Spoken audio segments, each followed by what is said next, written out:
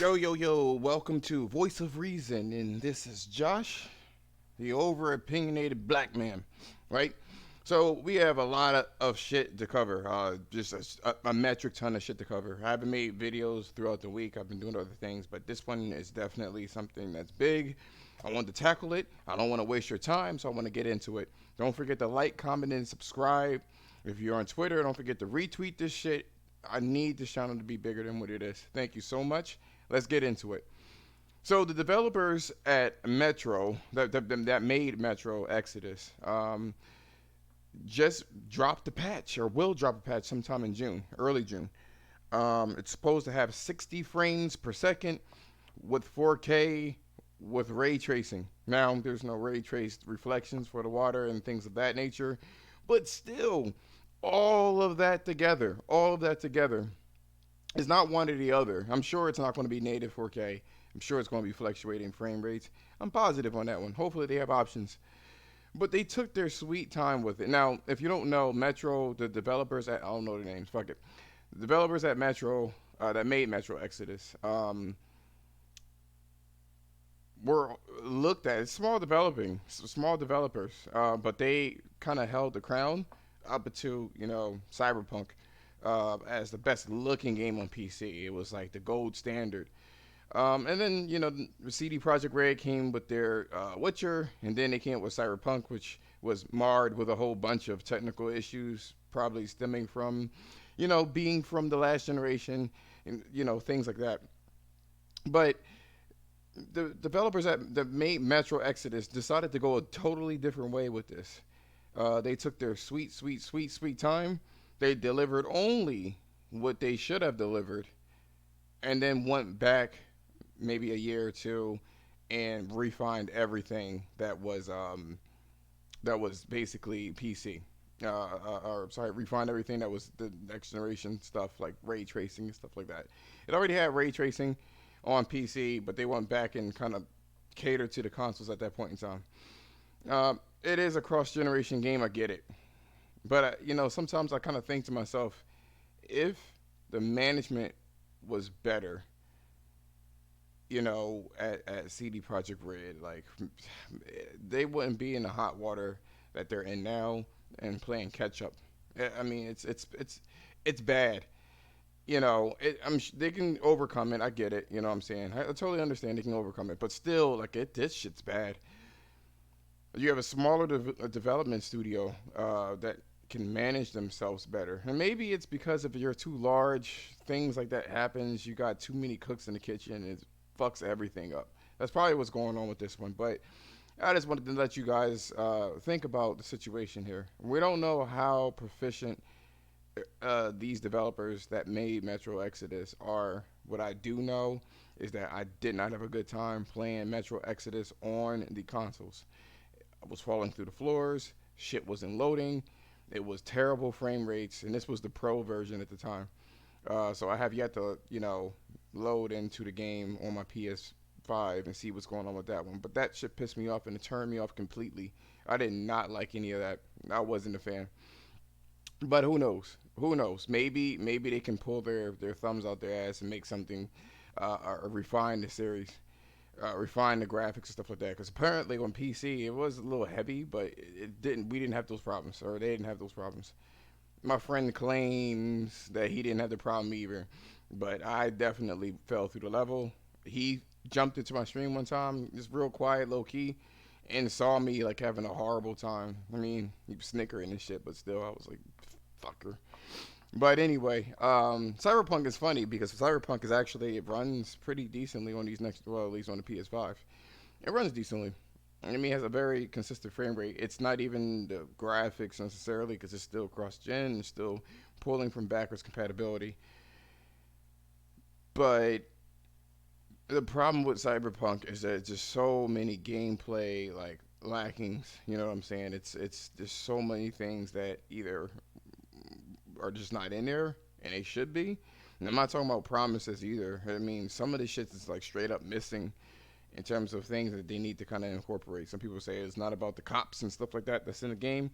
You're not supposed to play it like GTA, but there's just AI issues. There's a lot of issues with the game. You have to kind of like wade through all the bullshit before you can even like the game. That being said, that was a long time. Just talk about these two games, but I want to kind of give you my thoughts on this update. I think it's June 12th or June 16th is when Metro Exodus is going to the free update actually is going to drop. And they were kind of making promises. The developers that made Metro Exodus, sort of like CD Projekt Red, they kind of to me seem very familiar. Where they started off great and they were like really about it, and then they grew, and then all this debacle happened with CyberPunk. Anyway, moving on to the next topic. So apparently, there's been rumors going around about the PlayStation 5 actually being redesigned.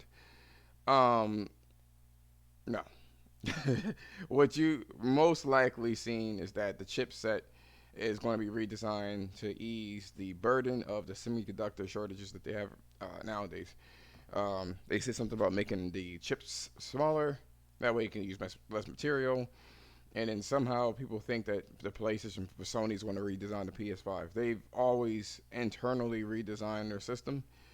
Shit is smaller, shit is cooler, shit is, more efficient in that regard. Maybe they wouldn't need liquid metal, to work as a heat conductor. Who knows?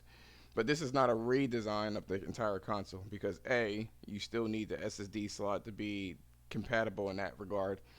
B, it just came the fuck out. Like, relax, relax. But news is very slim pickings when it comes to gaming, and so people are running with all sorts of speculations, and it's so crazy nowadays. It's maybe correct, maybe. But what I wanted to talk about more importantly when it came to the PS5 is that Sony dropped a video yesterday or the day before, I can't remember. They showed these boost games. I think they call it boost mode, and they have like a little cute icon, kind of like the SSD, where it's a circle, or no, ray tracing, where it's a circle with the half circle with the lines in it to kind of give you a visual representation of what it does. But they had game boost, and I'm like, they show God of War, they show Ghost of Tsushima, and then they show Shadow of the Colossus, which I just played it. There is no PS5 version of it. There's no cross generation version of it. It works like the PlayStation Pro, where you can either do 60 frames at 1080p or this 1440p upscaling at 30 frames per second. No one knows why they just released this. That doesn't make any sense because it's not a feature. And developers have to uniquely change their game.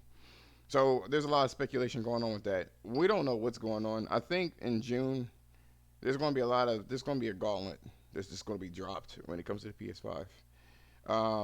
And speaking of which, when it comes to the boost mode and things like that, I wanted to actually talk about Resident Evil as well before we move on to the next topic. So Digital Foundry came up with a video, and it shows for the main consoles, the two main next generation consoles. And don't forget that Resident Evil is cross gen. So it's going to have a lot of roots in the last generation game. And I'm not implying that this is a PS4 moved over to the like backwards compatibility version.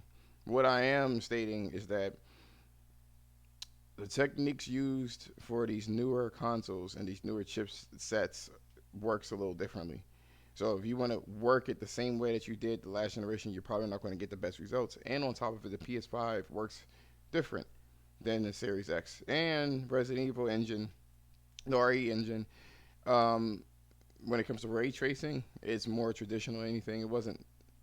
It was never really that performant on the PS5 versus the Xbox Series X. It's possible that they need more cores to run all their weak ass ray tracing. To be perfectly honest with you, it's not a great ray tracing that's in there, but it's there. We don't know. Either way, there's other games. The Xbox was rampant. Oh my God, it's the best place to play. There was a review that said it was the best place to play for this one scene that has a lot of smoke and splashes, transparency effects that drop the frame rate about 7 frames on the PS5 version. Both of them were dropping, but the delta between the two was about 7 frames. This is the beginning, as some people were saying that. I was like, oh, Jesus Christ. Like, so many people is ridiculous. I just wanted to let you guys know that one. It looks almost identical to the PS4 and PS5 Xbox Series X version. It's almost identical. It's ridiculous. I wouldn't call it a next generation game at all. I mean, you had the PS4 Pro and Series X near 4K, so it's like, is it really? Is it really though? Really? Anyway, um, so Epic Games, oh Epic, the Epic company that does the Fortnite and everything like that, they're in a heated battle with Apple, like a super heated battle with Apple, and they're Epic is trying to prove their case that they need Apple's store to make the money that they're trying to make, and they don't want Apple to get a cut or very little cut of the money when they put it on a storefront, which to me is ludicrous. They're a $1 billion company, and like, stop being greedy. It's literally the equivalent of me having bread, taking that bread and saying, "Hey Acme or hey Shoprite, I want you to sell. I want you to put this my product in your inventory, but you can't take any cut because you're already making money anyway," and expected them to actually do that.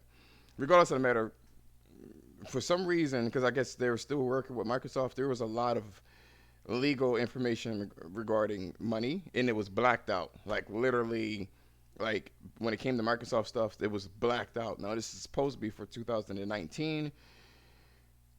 We've been hearing from some blue check marks on Twitter that the Game Pass is not profitable. The Xbox sector of Microsoft isn't profitable, never been profitable ever, and there was a myriad of reasons as to why it wasn't profitable. The first thing was the red ring of death. The second thing was making little PC parts and selling it at a loss when they first did the original Xbox. And then they released Xbox One, and then that was a whole debacle, stuffing cameras in there that they thought people were going to buy, because it seems like Microsoft is not a forward-thinking company, and it kind of shows. There was a lot of juicy information. You can probably look that up and find out how out of touch Microsoft is when it comes to this. Like, for instance, they didn't understand if they did put xCloud onto a phone, and if you weren't streaming stuff, why that wouldn't be elegant, because you would have to, after you were done renting games, you would have to delete the games. They were like, what do you mean delete? And they were trying to explain to them, it's an app. Each game is considered an app. And they were like, what do you mean? Completely out of touch.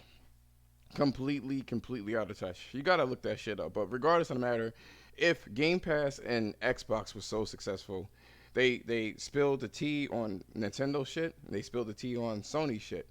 And then this is Epic shit. And then they blotted out, redacted all of the information for Microsoft, because I guess they were going to, if that news would have gotten out, it would have made Game Pass look bad and Xbox look bad, and they would have sued Epic easily, and they have a lot of money to do it, so they had to black that shit out. And Sony and Nintendo don't really give a fuck because they're making profit. They don't care. But it stands. It doesn't look like. What do you got to hide? Put it that way. What are you hiding? Just saying. Lastly, Returnal woes, right? There have been a lot of news floating around about Returnal and if they should incorporate a save state. That's not what Housemarque wants. They kind of want that tension, like if you die, that there's always that potential of dying and going all the way back to the start. Environment-wise, there's a lot of shortcuts. It was such a new concept that to relegate it and say that there's no save spots or points is just reductive, to put it lightly. Not only that, but people were saying it was 1080p. They were trying to get that shit started. They tried to get Celine mirror image and try to make it look like it was Craig. There was a lot of just fucking drama going on with Returnal. It's like ridiculous shit. It really was stupid. Turns out that people like a fun fucking game. They love a fun game. So no one cared about the resolution and stuff like that. So then Housemarque put an update out there because apparently the DLC or whatever comes with it, the pre-order outfit or whatever, which I don't even ever use pre-order stuff. I just don't. I don't really give a fuck.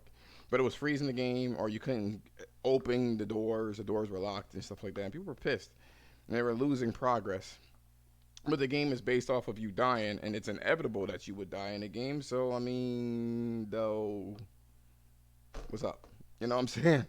you know, I don't know. I mean, I get it that you if you were in the environment for like what a few hours and then you it froze and you have to restart everything, you lose your stuff. I get it. But let me just say this: if you're thinking about buying Returnal, understand this: that the freezing and the lockouts are not that frequent. I mean, it's not that plentiful, not frequent, but it's not that plentiful. It's very little people that are dealing with it.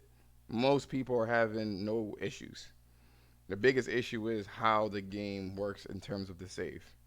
And that's the biggest issue. And you got to look at it like this: it doesn't save your coordinates, your positioning in the game.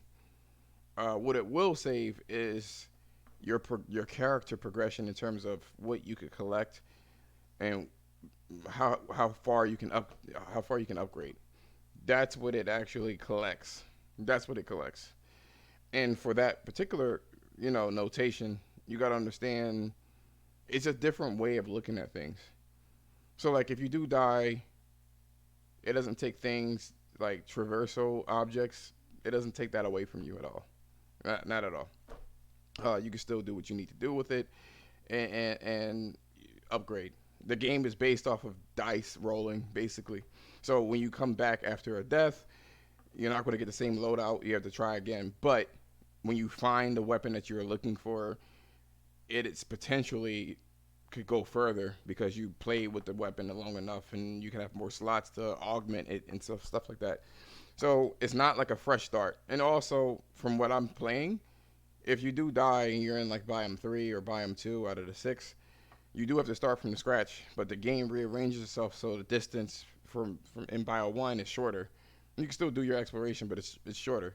And then you get teleportation stuff so you can get to where you need to go quicker. So I would imagine it will probably take 3 minutes to get you to where you need to go, 5 minutes if you want to upgrade yourself again, and then you're on your way. It's meant to have that kind of tension. The only thing that they need to add to it is if you die, they need to have some sort of save state. I'm not sorry, where the power goes out, or if you froze, or if there's an update, that type of shit. They need to find a way to solve that. But that's all the news I got. Thank you so much for watching my show. I can't wait for you to watch my stream, the No Filter podcast on Saturday at 8 o'clock. I believe it's 8. It is 8. At 8 o'clock, yep.